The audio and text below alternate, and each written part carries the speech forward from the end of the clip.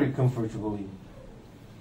After reading few lines of some books, and then we want to discuss all the matters of the Sharia. Oh, Imam Ahmad said this. Oh, he may not have got the hadith. Or he may have made a mistake here. I have a better understanding.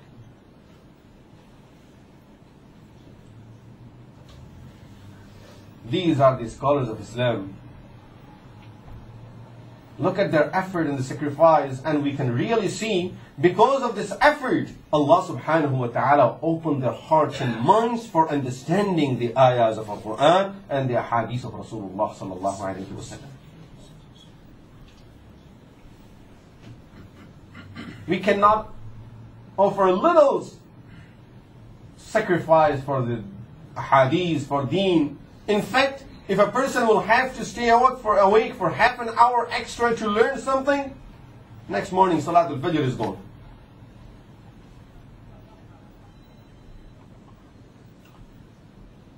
Imam Ahmad bin Hanbal, Rahimahullah, as I said, when he came back, he spent 22 years in these journeys searching for hadith. 22 years, left his home when he was 18, came back at the age of 40, got only some months to spend with his mother before she passed away.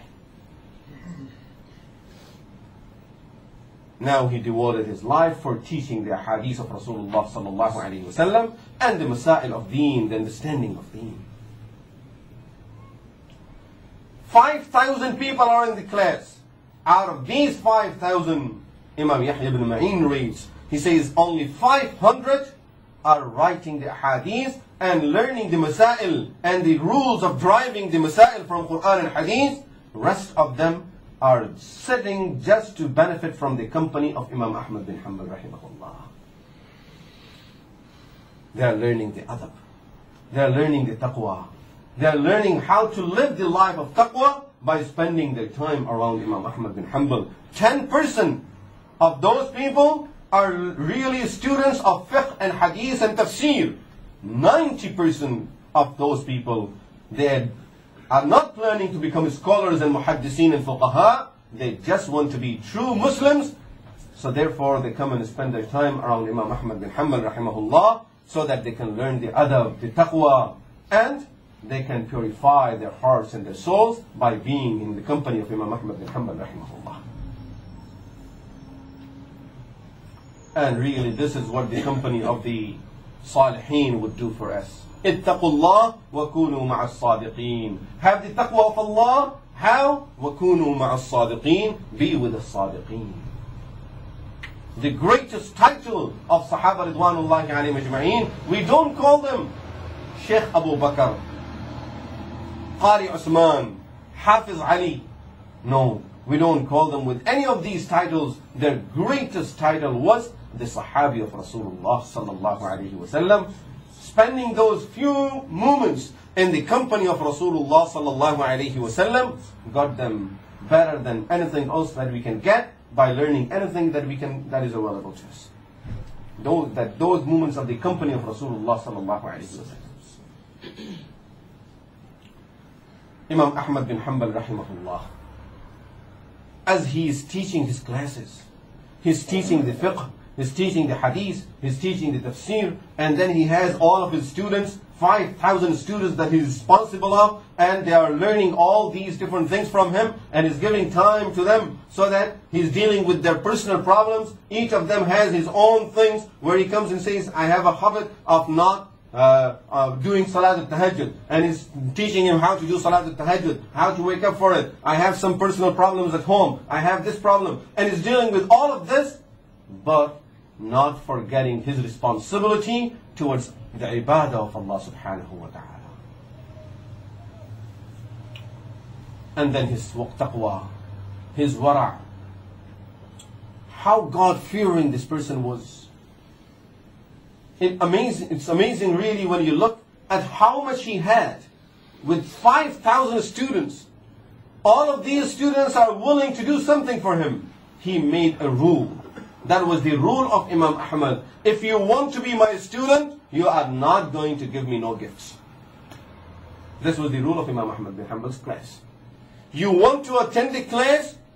I will not accept any gift from you. So that his teaching of the deen will be solely for the sake of Allah subhanahu wa ta'ala. He doesn't want to mix it with anything else. Rasulullah sallallahu alayhi wa sallam says in the hadith, دَعْ مَا يُرِيبُكْ إِلَى مَا لَا يُرِيبُكْ. Leave the doubtful things and always choose the thing where you have no doubt whatsoever. This will keep your deen pure. If you want to say the gist of the life of Imam Ahmad bin Hanbal rahimahullah in 2 words, it will be this hadith of Rasulullah sallallahu alayhi wa sallam, دَعْ مَا يُرِيبُكْ إِلَى مَا لَا يُرِيبُكْ. This was the life of Imam Ahmad bin Hanbal, that whenever he had any doubt about anything, he would not touch it. That's it. And accordingly, of course, he always refrained from accepting the gifts from the rulers of the time.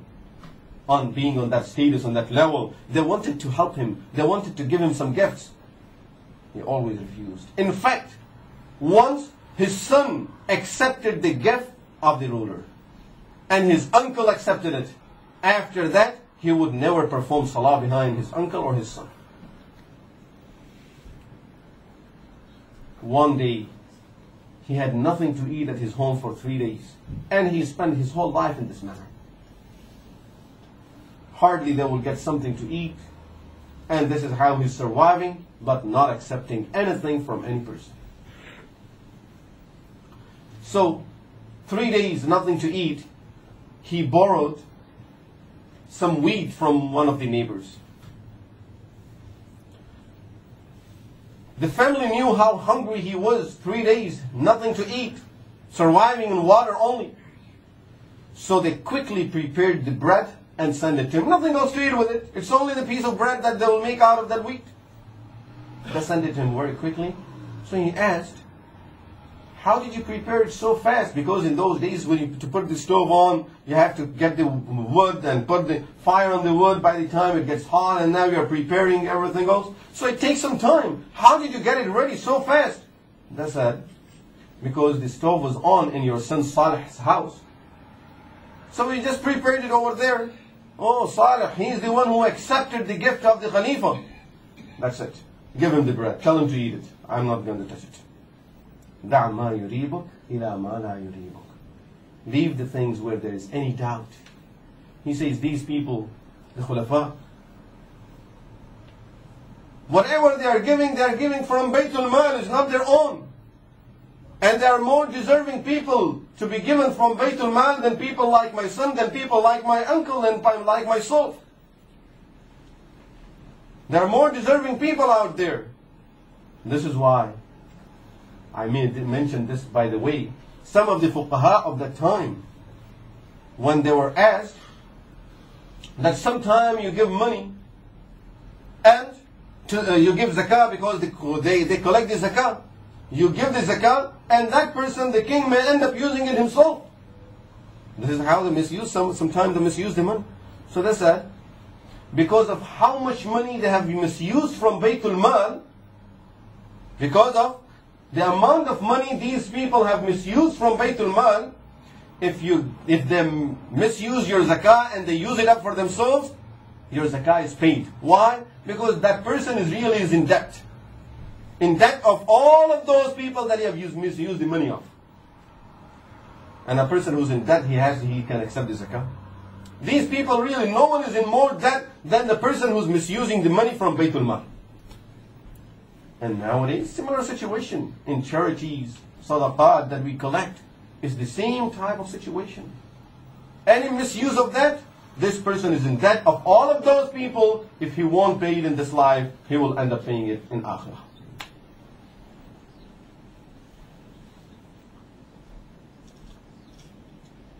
Imam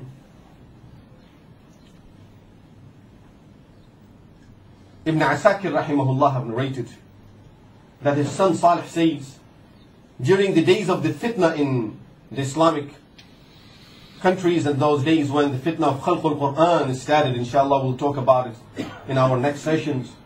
Imam Ahmad bin Hanbal rahimahullah was one of the people who had to stand up against all the khulafa and tell them what you are claiming is totally wrong and against the Quran and against the Sunnah.